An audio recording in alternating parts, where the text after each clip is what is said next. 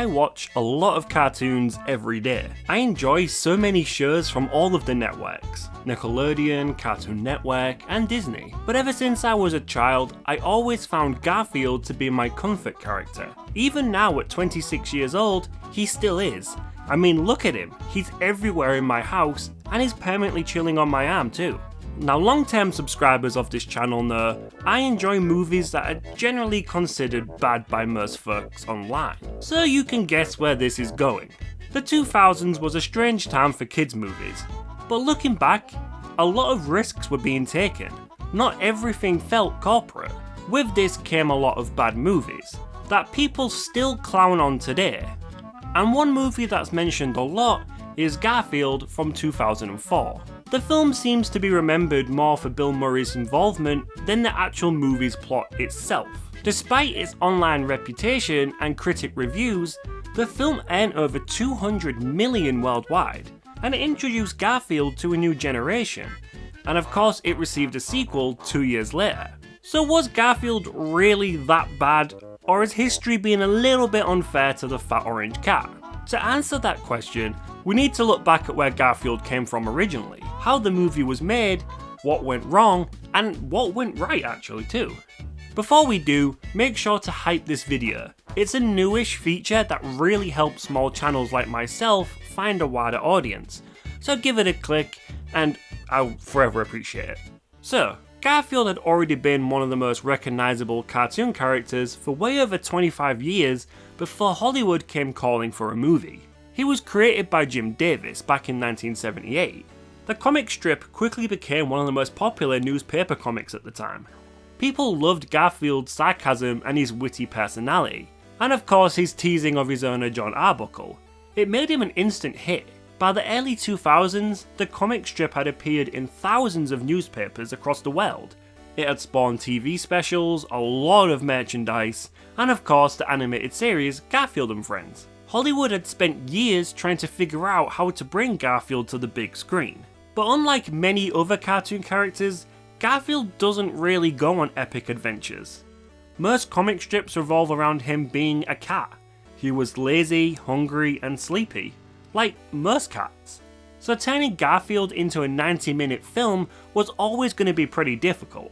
Now 2 years before, the director Rajah Gosnell, who made Home Alone 3, which is peak, absolute peak, don't lie to yourself. Sorry about that. In 2002, Rajah Gosnell brought Scooby-Doo and the gang to life for the Scooby-Doo movie, and he used a 3D CGI model for Scooby, and it worked very well, and it made a lot of money too. So the solution was to make Garfield a CGI character, living alongside real-life actors. Since Scooby proved audiences would accept animated animals interacting with a live-action cast. The film was directed by Peter Hewitt, who had previously directed family films like The Borers and Bill and Ted's Bogus Journey, and the TV movie Home Alone: The Holiday Heist. The screenplay was written by Joel Cohen and Alex Sokolow, the same writing duo behind Toy Story and Cheaper by the Dozen.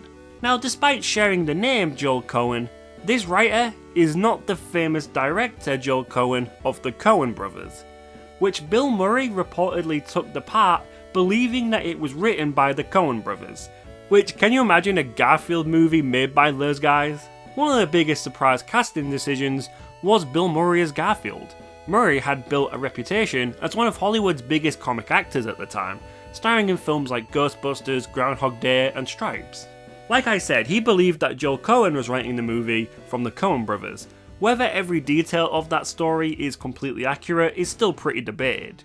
But Murray has mentioned variations of it in interviews over the years, and he's joked about regretting the decision, including in Zombieland. So do you have any regrets? Garfield, maybe? His dry sense of humour has made it pretty difficult to know exactly how serious he really is. But ironically, Bill Murray's performance is now considered one of the strongest parts of this movie. His style of delivery worked insanely well as Garfield's voice. It doesn't feel out of place at all. Creating Garfield himself was another huge challenge. Visual effects company Rhythm and Hughes Studios handled the CGI animation. Garfield had to remain faithful to Jim Davis's comic strip design whilst fitting into a live action environment. Now, animators studied real cats extensively, observing how they walked, blinked, stretched, and even moved their tails. However, Garfield couldn't move exactly like a normal cat, because audiences needed him to express human emotions. The final design became a balance of what cats actually look like and a cartoon exaggeration. Which, does anyone think he kinda looks like the diabetes guy? One thing I love about this movie was that they only allowed the audience to hear Garfield speak. John and the other characters just simply hear meows. This preserved one of the comic strip's longest running jokes, that Garfield's sarcastic inner thoughts exist entirely inside his own imagination. So, what exactly happens in this film? Let's run down the plot. We're instantly hit with Holler by the Baha Men, a song that appears a lot in this movie.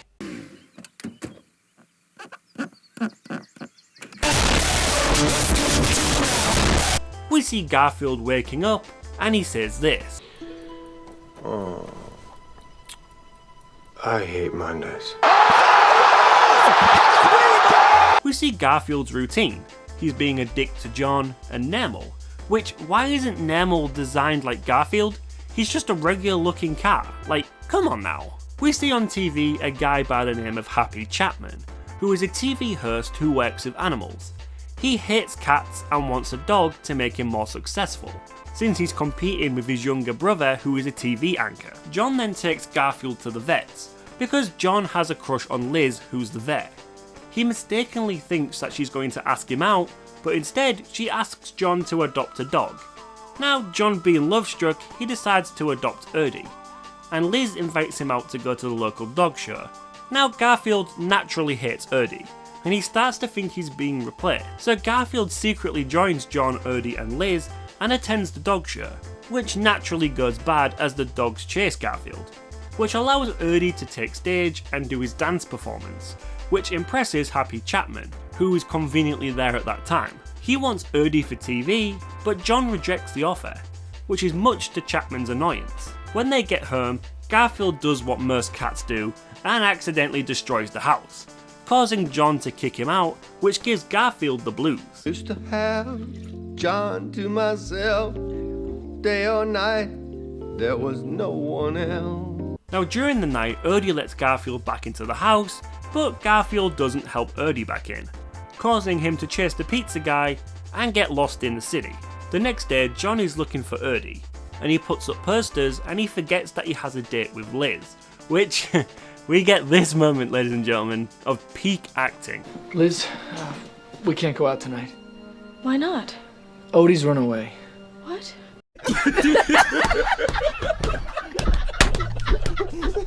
Oh boy, this is really bad, but it's really funny.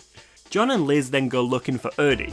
Meanwhile, Chapman has found the lost dog posters and he claims Erdy for himself, taking him from the old woman who rescued him before.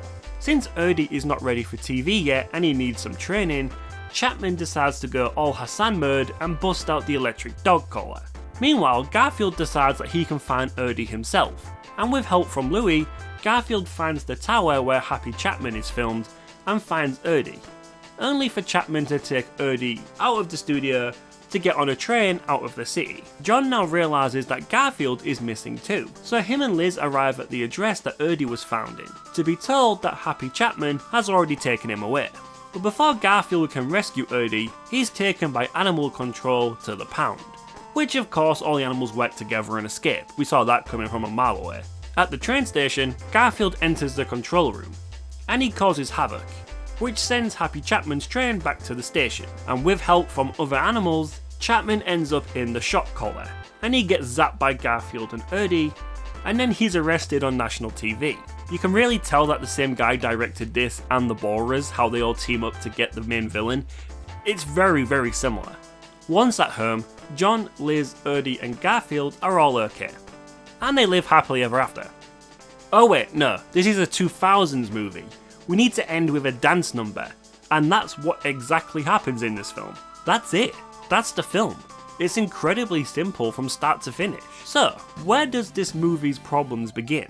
In my opinion, Garfield has always worked best in small doses. The comic strips are only like a few panels long, The television episodes rarely go beyond 20 minutes.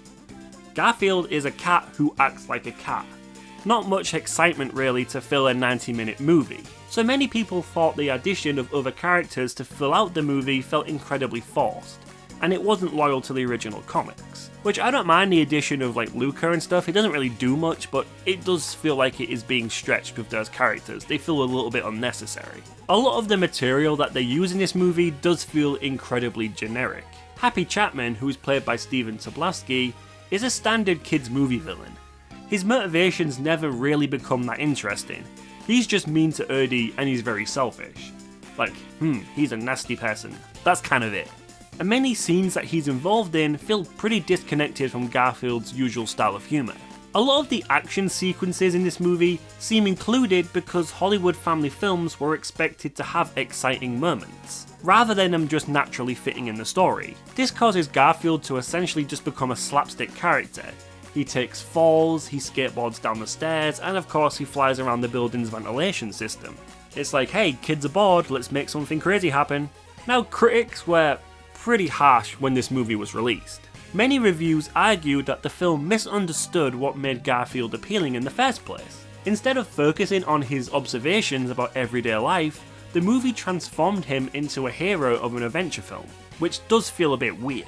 A lot of people criticised the humour, saying that it was too slapstick rather than just Garfield being clever and witty, which I don't think that would have worked for 90 minutes anyway. Can you imagine a film of Garfield just being witty for 90 minutes? I would probably watch that. The human characters also received mixed reactions. Breckin Meyer's John is intentionally awkward, but a lot of people found him more irritating, and Jennifer Love Hewitt brings warmth to the character of Liz Wilson, although the screenplay gives her surprisingly nothing to do. And her acting is really bad in this film. But not every criticism feels entirely fair. One area where this film consistently hits home runs is Garfield himself. Thanks largely to Bill Murray's performance, Garfield remains entertaining in almost every time we see him on the screen. Everything about Murray's humour and wit just fits as Garfield. I can't see anyone else voicing Garfield in the movies. The way he delivers lines about sleeping and eating is why Garfield became so popular in the first place. The visual effects have also aged better than most people expected. Of course, that modern audiences can easily spot that Garfield is computer generated compared to everything else around him. But considering the film was released in 2004, the animation remains surprisingly expressive. His facial expressions and interactions with the props around him still hold up pretty well. I mean, he's no Davy Jones, but damn, it's better than some of the CGI we see today. Rhythm and Hughes deserve credit for achieving this during a period where digital fair technology was still relatively new. One thing I like is, unlike some family movies that try and entertain adults just through constant pop culture references, Garfield keeps his humour pretty straightforward. Younger audiences can easily follow the story, whilst adults may appreciate Bill Murray's performance. This problem explains why audience reactions have always been considerably warmer than the critics' opinions. Now, financially, the movie certainly wasn't a disaster. It was made on a budget of around $50 million. And Garfield earned more than $200 million worldwide. Those numbers easily justified a sequel, which we got Garfield: A Tale of Two Kitties, which arrived 2 years later in 2006, which also was a box office success, breaking $100 million. Now, studios rarely produce sequels to movies that are genuine financial failures. Making Garfield's continued reputation as another flop is incredibly misleading and not true. The internet has definitely played a significant role in shaping this film's legacy. Throughout the 2010s, Garfield became one of the internet's favourite ironic characters. Memes about Garfield spread everywhere. Communities appeared dedicated to Garfield artwork, such as the I'm Sorry John subreddit, which is amazing. It's creepy, but some amazing artwork is in that Reddit. And of course, The Last Monday, a horror game based around Garfield just doing shit. But it's so good!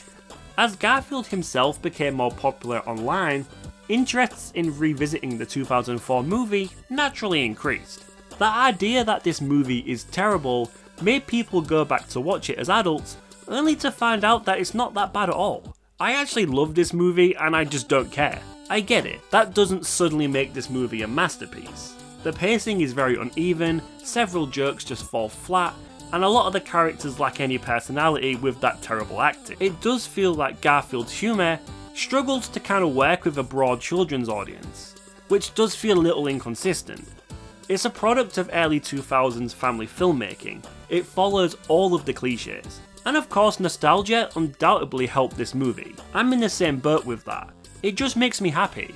I remember watching this movie so many times as a kid at my grandma's house. At the same time, nostalgia shouldn't exactly completely erase all of its flaws. The movie definitely doesn't reach the style or the tone of the comic strip or even the cartoon from the 80s. Some of the emotional moments feel pretty forced due to how bad some of the acting is, and the adventure storyline kind of overshadows Garfield's charm. As I was writing this script, I really sat and thought, could this film have worked being completely faithful to the original material? Which got me thinking, rather than creating a huge adventurous kidnapping plot, a smaller story centered around just John, Liz, Odie and Garfield's daily life may have actually better reflected why the audiences loved Garfield in the first place. Which ironically, modern family films have become much more willing to embrace smaller scale storytelling. If Garfield had been made today, it's possible the filmmakers would have leaned further into the slice of life style of Garfield rather than a huge blockbuster adventure.